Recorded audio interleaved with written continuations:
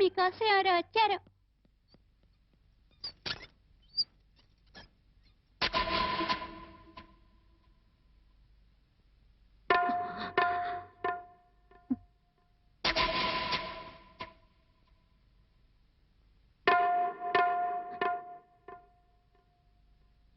ఎవరమ్మా నువ్వు? చెప్పమ్మా, ఎవరు నువ్వు? నువ్వెవరో నాకైతే తెలీదు.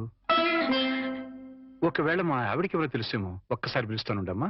పూర్ణ, పూర్ణ.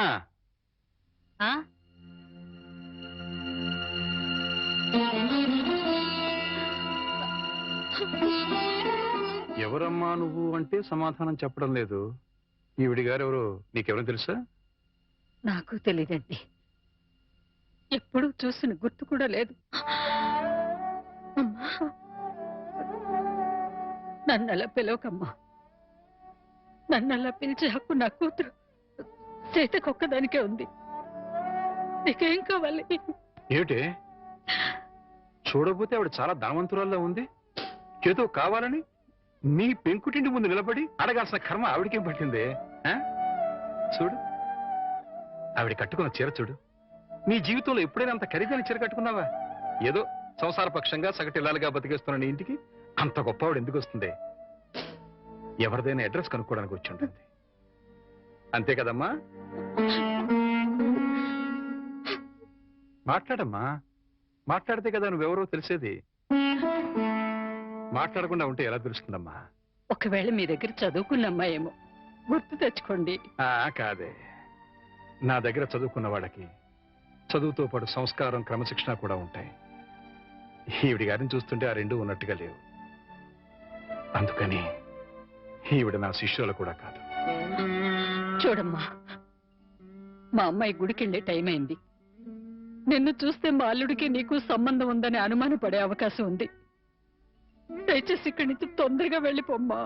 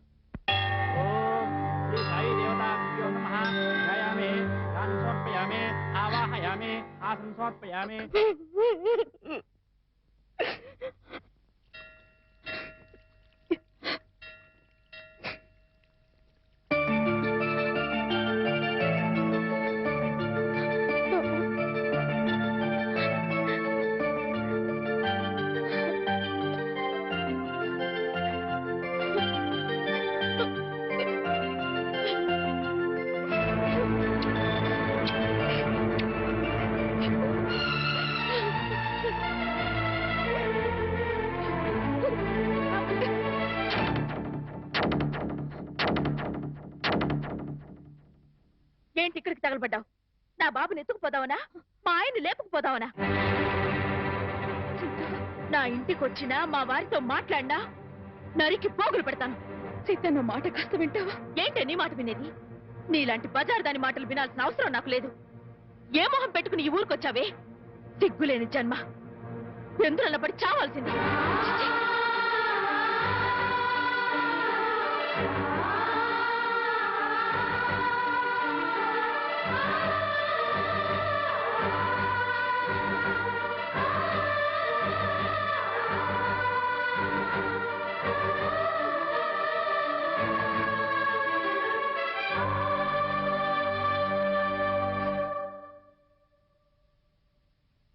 వాణి, వాణి,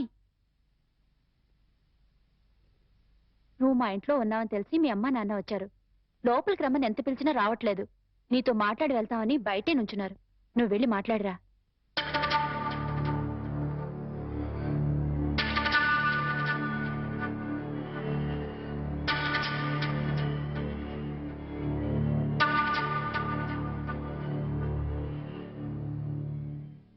ఇంటి దగ్గర నువ్వెవరో తెలియనట్టు మాట్లాడి ఇక్కడికి ఎందుకు వచ్చారా అని ఆశ్చర్యపోతున్నావమ్మా?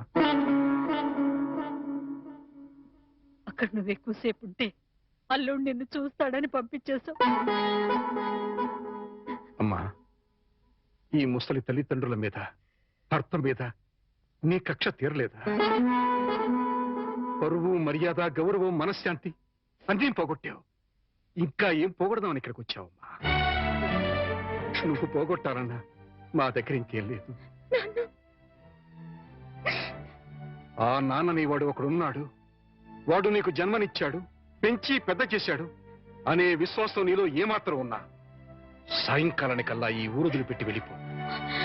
లేదు నేను వెళ్ళనంటావా? చెప్పు, మేమే ఈ ఊరు వదిలిపెట్టి వెళ్ళిపోతాం. అమ్మా, నీకు 2 చేతులు ఎత్తి దండం పెడతాను. నా కూతురి జీవితంలో నిప్పులు పోయొద్దు, నా అల్లుడి బ్రతుకు నరకం చేయొద్దు.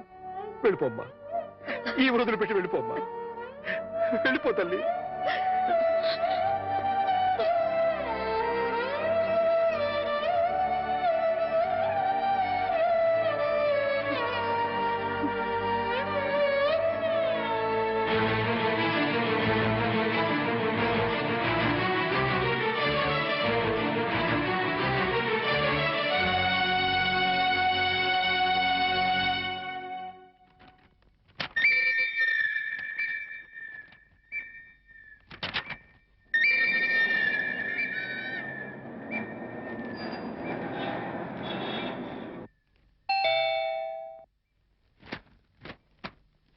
ఎవరు?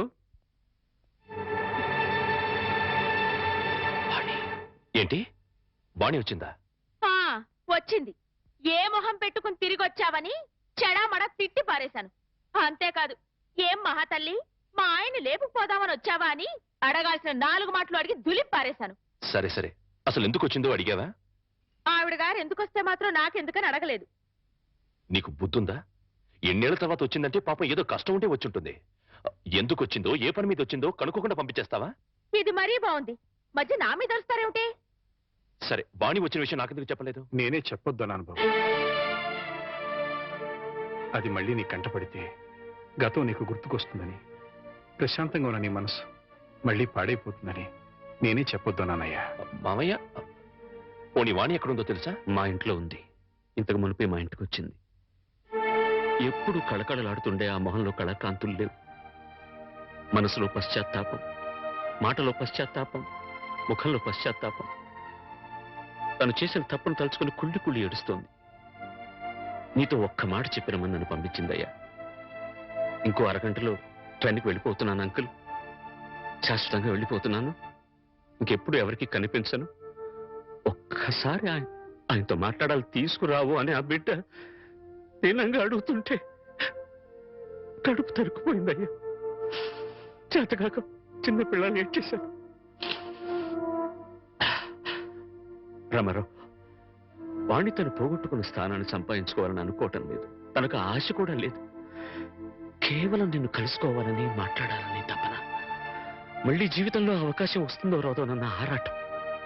అమ్మను కానీ, నాన్నను కానీ, కనీసం తన కన్న బిడ్డను కానీ చూడాలనుకోవటం లేదు. కేవలం నిన్ను చూడాలనుకుంటుంది, నీతో మాట్లాడాలనుకుంటుందయ్యా. ఆలోచించుకునే వ్యవధి లేదు రామారావు. అమ్మాయి వెళ్ళిపోవడానికి టైం అయిపోతుంది. నువ్వు తనను క్షమించినా క్షమించకపోయినా పర్వాలేదయ్యా. ఆ అమ్మాయి క్షమించమని నిన్ను ఒక్కసారి అడగడానికి అవకాశం ఇవ్వు రామారావు. Please please. సీత, నీ వాణితో మాట్లాడుస్తాను. ఆగండి ఒక్క నిమిషం.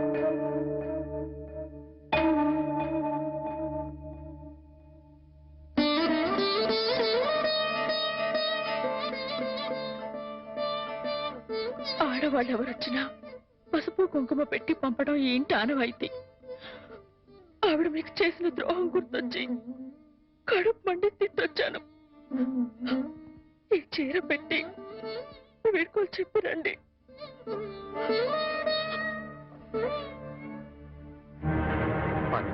వాణి ఎక్కడ? ఆ గదిలో ఉంది. వెళ్ళిపో.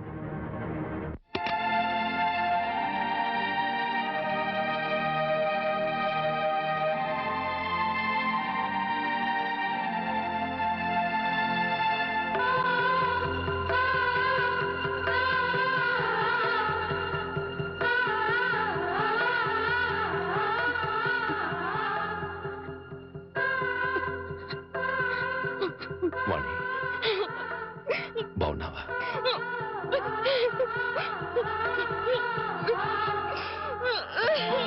వాణి వాణి ఏమిటిది?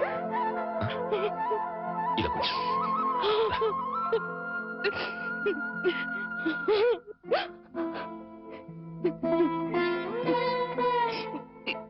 ఏమండి, మీతో ఎంతో మాట్లాడాలని ఉందండి, కానీ ఇప్పుడు నాకు టైం లేదు.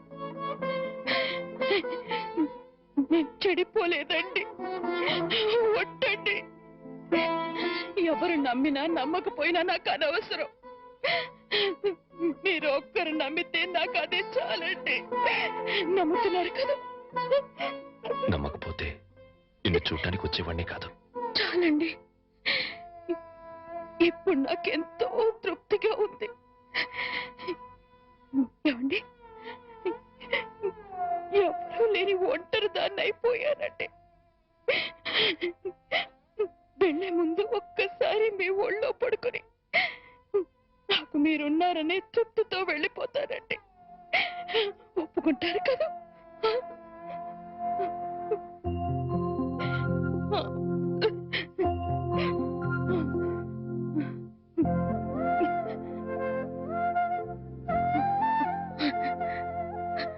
వాణి ఇంటికి వెళ్దాం పద. అందరూ లేచిపోయిందని నిందలు వేసిన అవేమీ పట్టించుకోకుండా మళ్ళీ నన్ను మీ జీవితంలోకి ఆహ్వానించే పెద్ద మనసు మీకున్నా వచ్చే అర్హత నాకు లేదండి. కార్లు, బంగ్లాలు, నగలు, కోట్లు కావాలన్న పిచ్చిలో వాటన్నిటినీ మించిన మిమ్మల్ని వదిలి వెళ్ళిపోయానండి. నా జీవితాన్ని నేనే నాశనం చేసుకుంటాను.